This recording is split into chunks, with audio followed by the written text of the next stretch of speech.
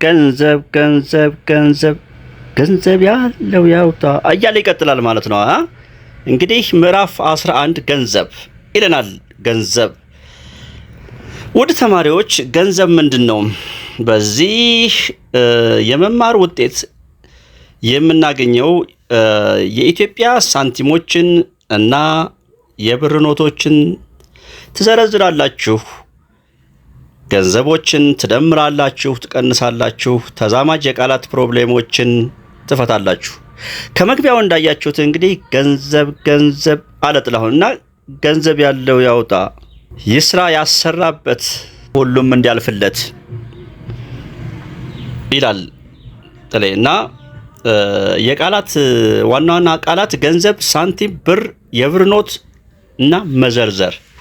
እርግጠኛ ነኝ በዚህ ምዕራፍ ላይ ውድ ተማሪዎች በጥሩ ሁኔታ ይህችን ክፍል እንደምትከታተሉኝ እርግጠኛ ነኝ። ገንዘብ ላይ ሁላችንም ብርቱዎች ነን እና ለምሳሌ ተለቅ ያሉ ሰዎችን 50 ሲደመር 25 ብትሏቸው ሊቸገሩ ይችላሉ። ወይንም ህፃናቶችን 50 ብር እና 25 ብር ስንት ይሆናል ብትሉት ግን 75 ብር ሲሉ ታገኛላችሁ ማለት ነው። ከ50 ላይ ሲቀነስ 30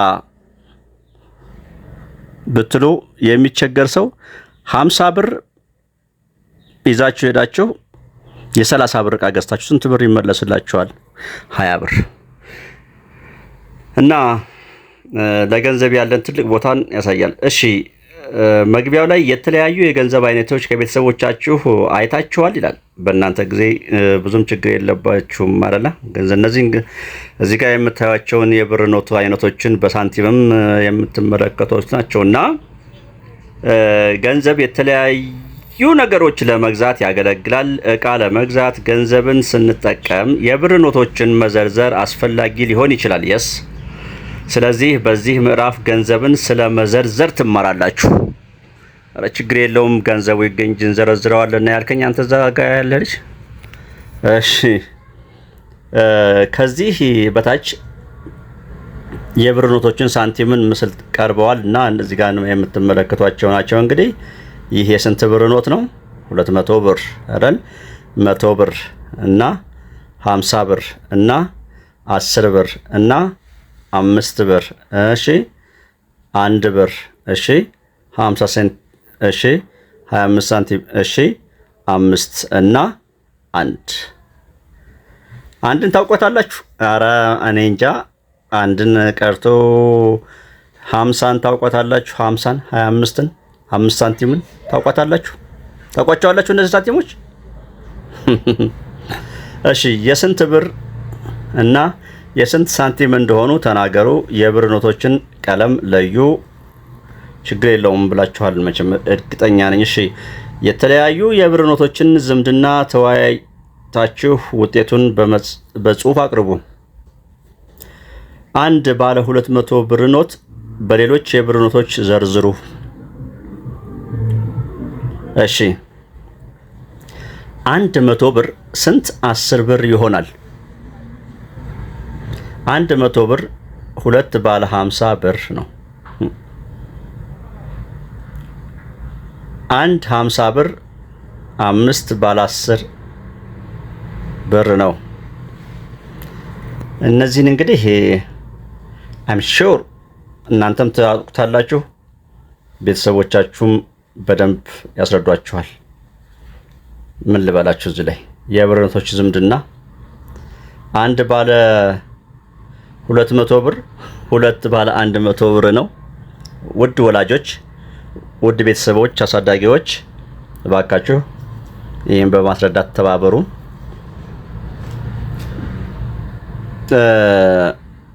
በቃ እኔ ይሄን ልለፈው፣ እንዳትስቁብኝ ልለፈው።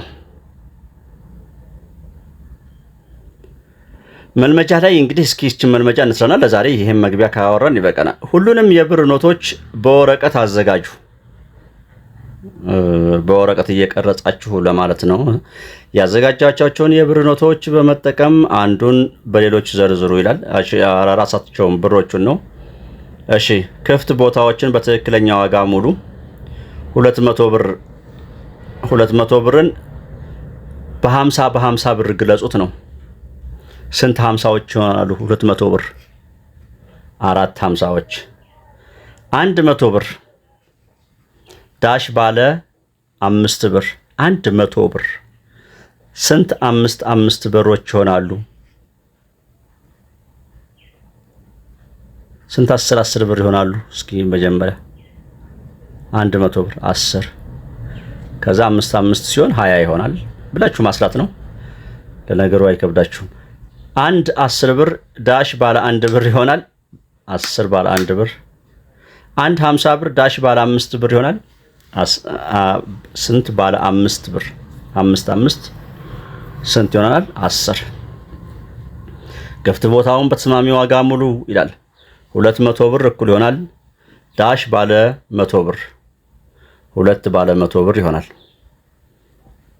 ሲደመር ዳሽ ባለ 50 ብር 50 ስናደርገው ደግሞ 4 ይሆናል እያላችሁ እነዚህም ሙሉ። ተግባር 2 የተለያዩ የኢትዮጵያ ሳንቲሞችን ዘርዝሩ። የተለያዩ የኢትዮጵያ ሳንቲሞችን ባለ 10 ባለ 50 ሳንቲም ባለ 10 ሳንቲም ላይ አሳይቻችኋለሁ። ባለ 1 ባለ 5 የተለያዩ ሳንቲሞችን ዝምድና ተወያይታችሁ ውጤቱን በጽሁፍ አቅርቡ። 1 ባለ 1 ብር በ10 ሳንቲም ስንገልጸው 1 ብር 10 ሳንቲሞች ይሆናሉ። በ5 1 ብር በ50 ስንገልጸው 2 ይሆናል። በ10 10 ይሆናል። በ25 1 ብር 4 ይሆናል። በ5 20 ይሆናል። በ1 100 ይሆናል። 100 ሳንቲሞች 1 ብር ይሆናሉ። 100 1 ሳንቲሞች ማለት ነው። እሺ መልመጃ 2ን በሚቀጥለው ውይይት እንመጣበታለን። ለዛሬ እዚህ ላይ ይበቃናል። መምህር መሐመድ ነኝ። ቻው።